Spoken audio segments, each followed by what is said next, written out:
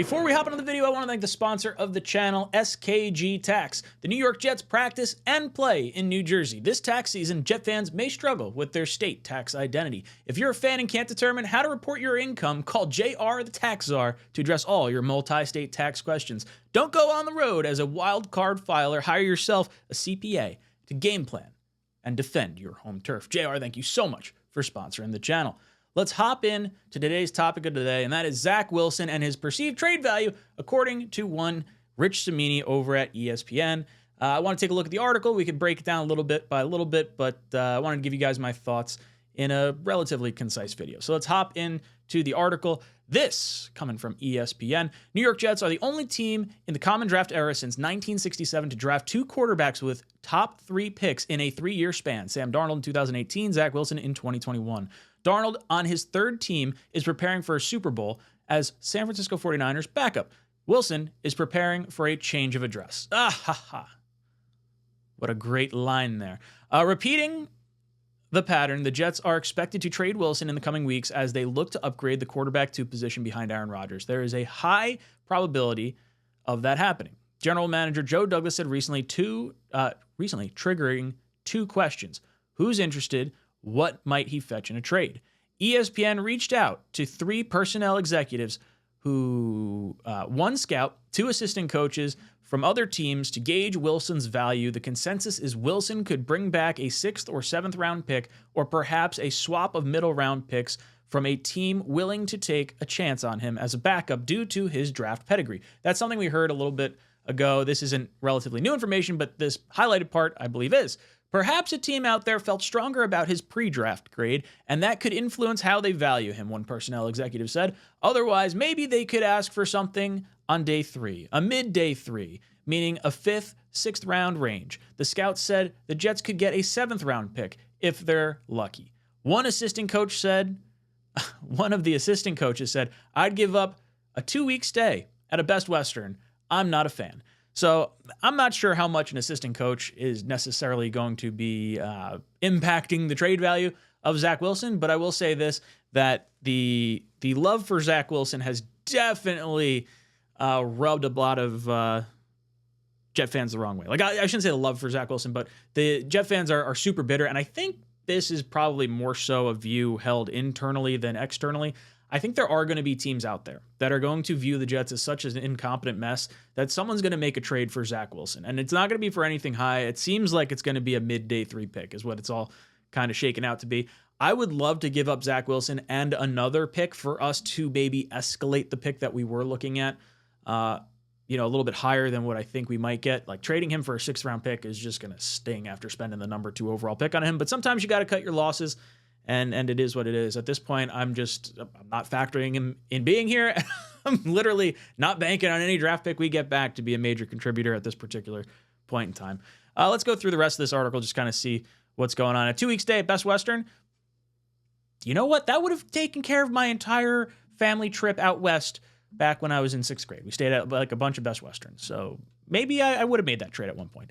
Another personnel executive suggested the Jets seek a 2025 conditional pick based on playing time, i.e. a 4th rounder if Wilson plays 50% of the offensive snaps. This protects them if he gets on the field and produces next season. The Jets will never get the value they want in a straight-up trade, the executive said. Yeah, you're never going to recoup enough to make up the loss of drafting the number 2 overall player and passing on arguably the best lineman in the NFL in Penei Sewell and arguably the best wide receiver in Jamar Chase. So the Jets really got burnt hard here.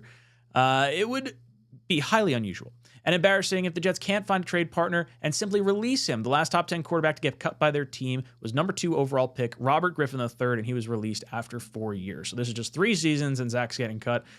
Since then, the only other first-round quarterbacks to be cut from their original team were Johnny Manziel, who was taken number 22 overall, Paxton Lynch by the Broncos, taken 26th, and Dwayne Haskins, taken 15th in 2019. Because of the demand for the position, there's usually interest in depreciated quarterbacks. They were high picks because of top shelf traits, and some coaches like the challenge of reclamation projects. The only trade value for him is his arm talent, meaning he can make all the throws. The other assistant coach said of Wilson. But the biggest thing, he has to become more mature and more consistent in everything, especially his decision-making. There were flashes this year, but obviously not enough. I do think Zach Wilson progressed further this year, but there was he just seems very like young. And I don't really, I mean, he is young. He's 23 years old. It's not a very, maturity has been an issue with Zach Wilson. I feel like a lot of the stories coming out, between like the sleeping with your mom thing and like, Mike LaFleur being mean, and now we have to get rid of him. And then there's like, I don't know. It feels like there's always one thing after another with the Zach stuff. And then, refusing to go back in and play if those reports are true, which I feel like they probably are with all this stuff. The maturity is definitely going to be an issue for a lot of teams. Replacing the injured Rodgers, Wilson went 4-7 as a starter, blah, blah, blah. We know those stats. Typically, the value for a backup quarterback is a 6th or 7th round pick, considering some of the trades in recent years. Nick Mullins went from Vegas to Minnesota for a conditional 7th round pick. Stidham went from New England to the Raiders for a 6th round pick. Case Keenum from the Browns to the Bills for a 7th round pick. Joe Flacco from the Eagles to the Jets for a 6th round pick. Gardner Minshew from the Jaguars to the Eagles for a conditional 6th round pick. None of them were high draft picks.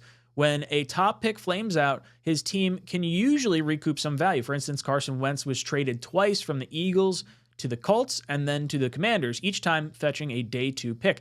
There's a difference between Carson Wentz, who was in the MVP caliber conversation the year they wound up winning a Super Bowl, to Zach Wilson. I would say that they could not be further from one another.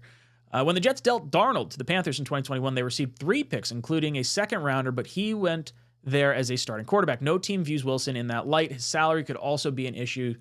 For some teams, he's due to make a guaranteed $5.45 million, including a roster bonus in the final year of his rookie contract. It would become a negotiating point in any trade talks. So the Jets basically have like a 4.3, I think, or $4.2 million roster bonus that they're going to have to pay out to Zach this year. They could offer to pay that. That way, the team that's trading for him is only going to be on the hook for 1 year, about $1 million. So it's a $1 million cap savings for the Jets, but that would be a better move to get a draft pick that you would have contractual control over for 4 years, as opposed to just cutting Zach outright for the difference of, what ultimately winds up being $1 million. Trades can't become official until March 13th, start of the new league year. But agreements can be reached. Quarterbacks have been dealt before the Super Bowl. See Matthew Stafford and Alex Smith. Chances are Wilson won't find a landing spot until the top end of the quarterback market is settled in March. Potential destinations. Steve Young brings up the Los Angeles Rams. Go with Sean McVay. Follow Matt Stafford and just sit there and watch the magic and see if you can pick it up. Young said on the Adam Schefter podcast, if you can, you can be one of the best because you have the talent. So BYU quarterback Steve Young is supporting other BYU quarterback Zach Wilson. This isn't a surprise. Steve has come out in favor of Zach in the past. Always going to try and build him up. And look, I agree with guys not trying to tear other people down.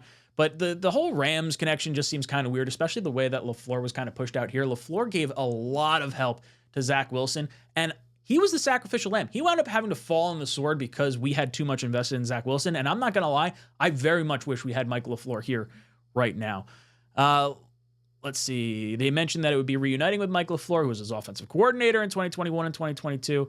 Young also mentioned teams like the 49ers, the Vikings, the Kansas City Chiefs, the Green Bay Packers, the Miami Dolphins, the Eagles, and the Baltimore Ravens as quarterback-friendly offenses suited for Wilson based on current depth charts.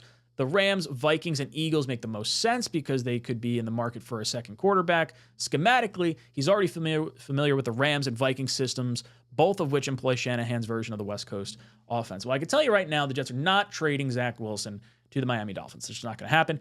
I would say the Rams are less likely because of the LaFleur connection, and I would say the Packers are probably equally as unlikely because of the other LaFleur connection. I do think the Vikings make the most sense for Zach Wilson right now, just because he's going to be able to sit back. He's got some elite weapons. They got a pretty decent offensive line over there. I would pencil in the Vikings as my most likely landing spot for Zach Wilson. The 49ers are an interesting one because Sam Darnold's under contract through the end of this year. They don't have anyone else there. They just traded away Trey Lance, and apparently they wanted to come up for Zach Wilson in the draft. So maybe that's where you start to talk a little bit about some potential value for a coach that saw him, that's really known as like the quarterback guru and Kyle Shanahan. Not to mention, they have a ton of draft picks. I think I'd have to go back and look, but I'm pretty sure they have 2 picks in the 3rd, 4th, 5th, 6th, and 7th rounds. So they got plenty of picks to just kind of throw around if they want to take a high upside swing. I think they could be the highest bidder. He needs to get to one of those spots, Young said. Referring to the 8 teams, he needs to join forces. If you're going to get anything out of Zach Wilson in the future, he needs to get away from these places that aren't quarterback friendly. Yeah, look, hearing the Jets as a non-quarterback friendly scenario just is more par for the course. We consistently have defensive head coaches. We never seem to have the weapons needed to put around him. But I'll say this, Zach Wilson had plenty of weapons in his time here. The Jets did not do Zach Wilson dirty by way of weapons. On the offensive line, we've had offensive lines that have played well enough. Now, unfortunately, Becton was hurt, and this year we lost 12 or 13 different combinations of offensive linemen this past year. So it's, there is that excuse for this season. And look, he wasn't supposed to start this year, but I think the Jets were kind of out on him for a while. I think the firing or the mutually of parting ways of Rex Hogan was another part of that. Rex Hogan spent a lot of time in Utah. I believe he was he personnel scout in University of Utah, but he made connections over at BYU. So I think there was a strong influence by Rex Hogan to go up and draft Zach Wilson. From what I've heard, Robert Saleh was not keen on the idea of going after Zach Wilson in that draft. It's going to be interesting to see. I'm hoping the Jets can swap Zach plus a mid-round pick, get a slightly higher mid-round pick. If you can attach Zach in a 4th to maybe get into the 3rd, or Zach in a 5th to get into the 4th, at least it gives you someone that you might be able to see on the roster and play this year. Guys, let me know your thoughts in the comment section down below. And as always, go Jets.